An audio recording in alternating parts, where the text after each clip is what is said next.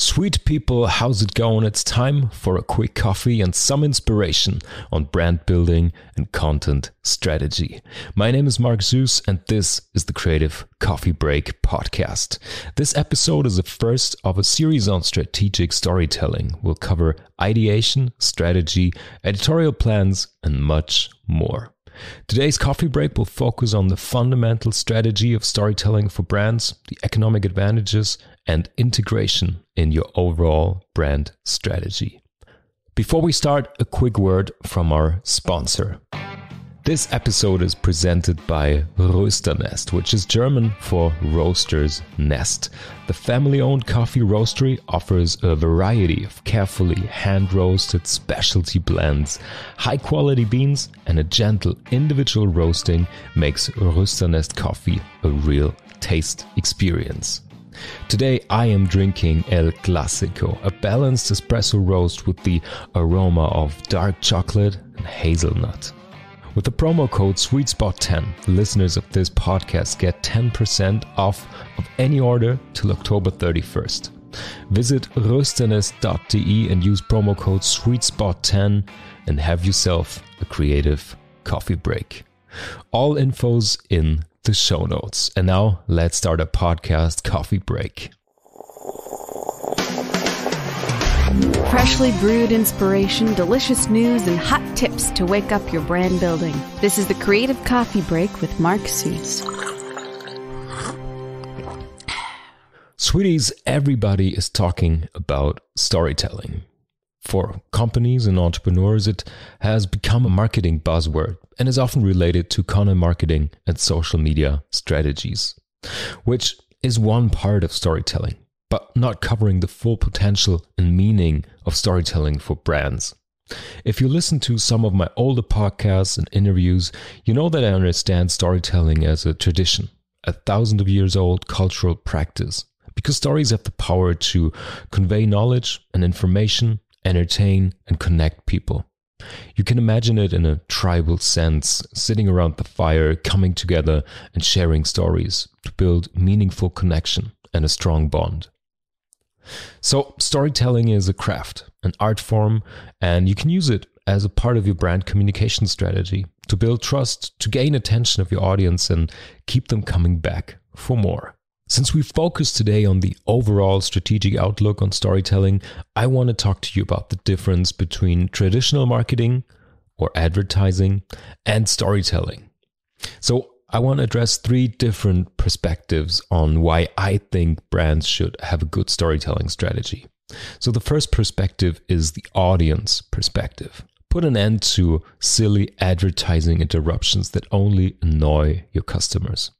Relevant content, on the other hand, addresses the needs and desires of your customers and already offers added value on a communicative level. This creates trust and invites customers to browse more content of your brand. And then there's the financial perspective, the ROI of content marketing. ROI, as you probably know, is the short form for return on invest, which is a performance measure used to evaluate the efficiency of an investment or compare the efficiency of several investments. So let's compare today the ROI of traditional marketing and content strategies or content marketing. Traditional marketing means that you spend money to gain attention. It's as simple as that. Paid media and advertising offer a big outreach, sure, which can be great if you want to launch a campaign or advertise a limited time special offer. But there's a huge downside. The moment you stop spending money, all the attention and coverage drops to zero. The next brand takes over your advertising slot and the audience is gone. You can imagine this as curves, one curve for the money and one for your audience's attention. And those two curves correlate strongly in traditional marketing. Much ad spending, much attention, both curves are rising, and as soon as the spending drops, the attention drops. The curves go down to zero. It's pretty simple. And this is where storytelling and content marketing offer smarter long-term strategy. If you want to grow your own loyal audience and build connections and trust, you have to offer your own content in your own channels. In terms of strategy and marketing budget, this means spending a small amount of money on a monthly content strategy, offering relevant information that people subscribe to and will keep coming back for more. This could be a corporate blog, a podcast, a social media plan, and so on and so forth. So again, imagine this as two curves. This is the content strategy ROI. The first curve, the one showing your money spent, will be constantly low at the same level, simply covering your cost for creating and publishing content on your website or on brand-owned channels. This gives you significantly more security in budget planning and also a chance to improve on efficiency and resources. The second curve, on the other hand, indicating your audience's attention, will grow and rise steadily until you have a big audience that consumes your content regularly. So brand content strategy is a way more sustainable way to reach your audience and spend your money, your marketing budget. That's the ROI of content marketing and storytelling strategy for brands. And last but not least, there is a strategic perspective to your content strategy. You will gain insights on the needs and interests of your customers. Imagine you put out topics on a regular basis, maybe twice a week. You will cover different topics, address different needs from your audiences, and over time you'll be able to see what content people engage with the most. So this means when you want to boost certain successful content pieces with an extra ad budget, you'll know it will be relevant for your audience.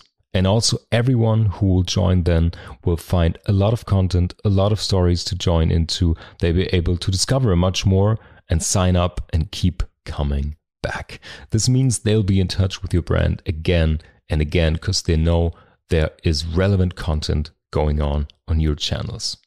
You can also use the learnings for other departments like sales or HR. Let's say you found content that is super beneficial for your audience or they engage with, then you can use this for your next sales pitch, for example. Or if you understand what your team and the industry in general is struggling with, what they are working on, what they're thinking about, you can totally integrate this into your HR strategy. Sweet people, that was 3 perspectives on brand content strategy, part 1, ROI of your content. I hope you took away a lot of new thoughts and ideas and a lot of inspiration. That's the coffee break for today. I'll let you get back to it. If you have any questions you want me to answer or ideas you like to share with the sweet people, you can reach out on LinkedIn, on Instagram, or you can join one of my Creative Coffee Break live sessions on those mentioned channels. If you want to learn more about brand building or content strategy, you can sign up for coaching and workshops on my website, sweetspot-studio.com, and I'll help you find and share the sweet spot of your brand. That's it for today. Stay caffeinated, and I'll hear you on the sweet side. This podcast is produced by Sweetspot Studio. New episodes each week, wherever you listen to your podcasts. If you enjoyed the show, leave a rating and subscribe to never miss an episode. Find out more at sweetspot-studio.com.